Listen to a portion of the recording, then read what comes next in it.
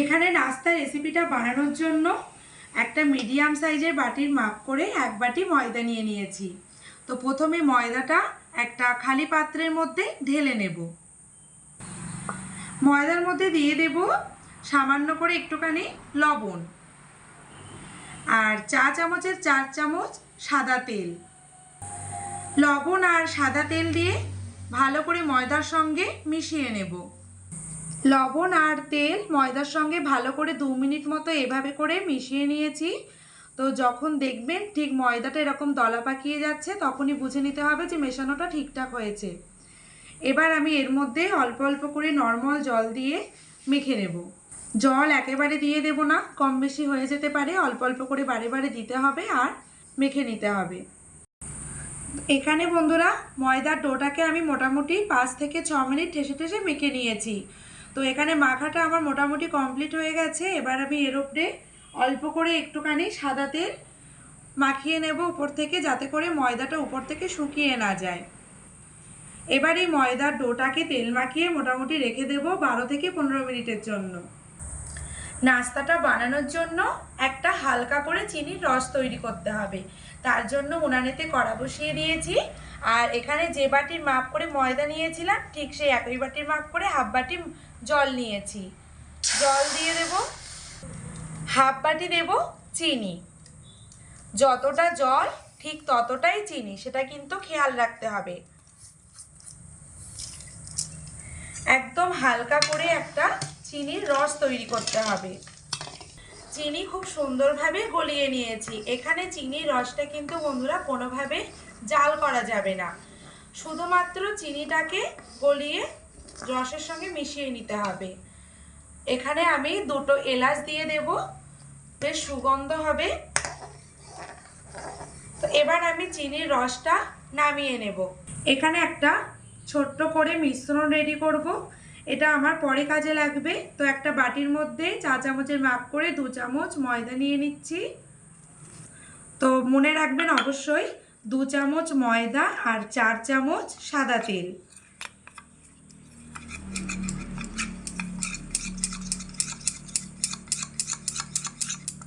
তো ঠিক এরকম ঘনত্বের করে মিশ্রণটাকে রেডি করতে হবে। ডোটাকে 15 মিনিট রেস্টে রাখার পর আবারও একটু 2 মিনিট মতো ঠেসে এভাবে করে মেখে নেব। তো আবারও 2 মিনিট মতো ভালো করে মেখে নিয়েছি। এবার ছোট ছোট লেচি কেটে নেব ডোটার থেকে। ঠিক এখানে আমি লেচিগুলোকে এরকম ছোট করে কেটে নিচ্ছি। লেচিগুলোকে বেলার জন্য এখানে আমি একটা পিঁড়ে আর একটা বেলার নিয়ে নিয়েছি। তো পিঁড়ের মধ্যে অল্প করে একটু ময়দা ছিটিয়ে লেচিগুলোকে বেলে নেব। এখানে রুটিগুলোকে বন্ধুরা ঠিক এরকম কাগজের মতো পাতলা করে বেলে নিতে হবে। তো একই রকমভাবে প্রত্যেকটা রুটি আমি এখানে বেলে নেব। এখানে একে একে সবকটা রুটি আমার বেলা হয়ে গেছে। তো দেখুন বন্ধুরা, রুটিগুলো কিন্তু এরকম ঠিক কাগজের মতো পাতলা করে বেলে নিতে হবে। রুটিগুলো বেলতে একটু সময় লেগে যাবে, তবে ধৈর্য ধরে কিন্তু রুটিগুলোকে একদম পাতলা পাতলা করে বেলে নিতে হবে। প্রথমে একটা রুটি পিঁড়ের উপরে দিয়ে দেব ঠিক এভাবে করে। আর প্রথমে যে আমি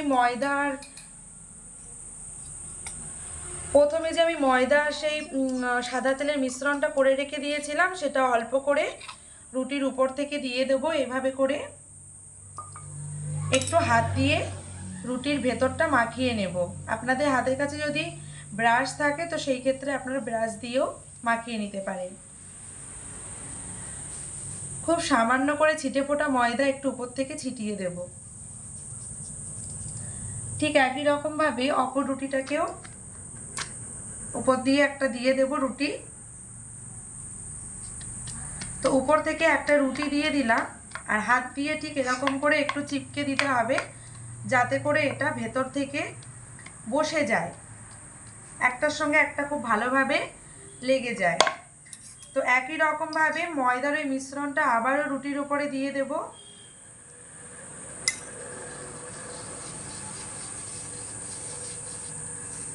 ময়দা ছিটিয়ে দেব আর উপর দিয়ে আবারও একটা রুটি একই রকমভাবে বসিয়ে দিতে হবে। তো এইভাবে করে একই রকমভাবে একের পর একটা রুটি দিয়ে এরকম একটা প্রসেস করে নিতে হবে। এখানে বন্ধুরা সবকটা রুটি একের পর এক লেয়ার দিয়ে নিয়েছি। তো এরকমভাবে একের পর একটা করে লেয়ার দিয়ে নিতে হবে। এবার আমি ছুরির সাহায্যে কেটে নেব লম্বা এভাবে করে।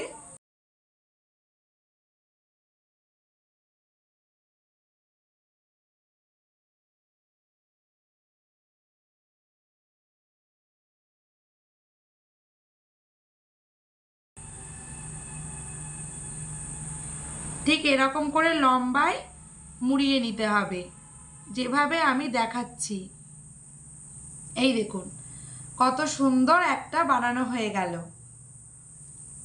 এবার এটাকে হাত দিয়ে একটু এরকম করে চ্যাপটা করে নিতে হবে, ঠিক এভাবে করে।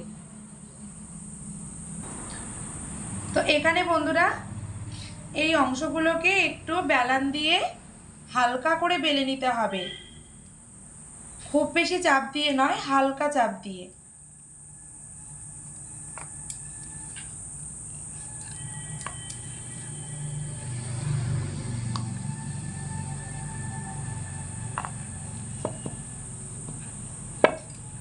ঠিক এভাবে করে একটু বেলে নিতে হবে। তো সব কটা নাস্তার শেপগুলোকে আমি এরকম করেই বেলে নেব। কড়াইতে সাদা তেল দিয়ে ভালো করে গরম করে নিয়েছি। এবার নাস্তাগুলোকে দিয়ে ভেজে নেব, একের সঙ্গে বেশি দেবো না, দুটো করে ভাজবো আমি এখানে।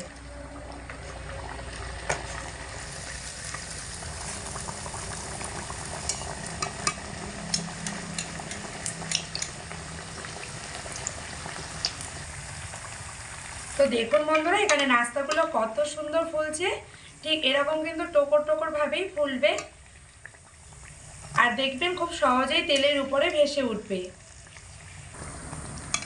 তো উল্টে পাল্টে দিয়ে মিডিয়াম আঁচে রেখে নাস্তাগুলোকে একটু লাল লাল করে ভেজে নিয়েছি।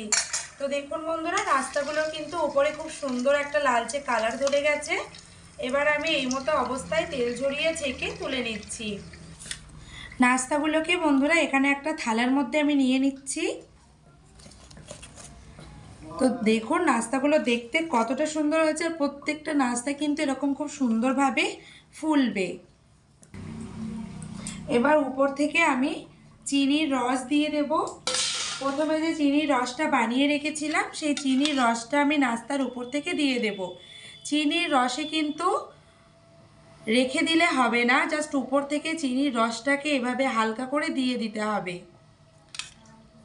সামান্য যে রস ঢুকবে নাস্তাগুলোর মধ্যে সেটাই কিন্তু এই নাস্তার জন্য একদম পারফেক্ট। তো আমি আর দিলাম না, মোটামুটি 2 চামচ মতো দিলাম। এটা 5 মিনিট রেখে তারপরে খাওয়া যাবে।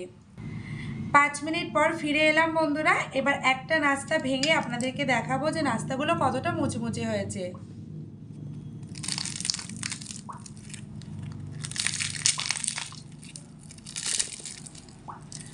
তো এই দেখুন কত সুন্দর মুচমুচে হয়েছে। দেখুন আওয়াজটা শুনলে নিশ্চয়ই বুঝতে পারছেন। এরকমই কিন্তু মুচমুচে হবে নাস্তাগুলো, আর খেতে খুব সুন্দর লাগে। সকালে ও সন্ধ্যায় হালকা টিফিনে কিন্তু এই নাস্তাটা রাখাই যায়। তো আজকে আমার এই নাস্তার ভিডিও আপনাদের কেমন লাগলো বন্ধুরা কমেন্ট করে জানাবেন। ভিডিওটি যদি ভালো লেগে থাকে একটা লাইক করে দেবেন, আর চ্যানেলটি সাবস্ক্রাইব করে পাশে থাকার অনুরোধ রইল। আজকের মতো ভিডিওটা এই পর্যন্তই, দেখা হচ্ছে পরের ভিডিওতে।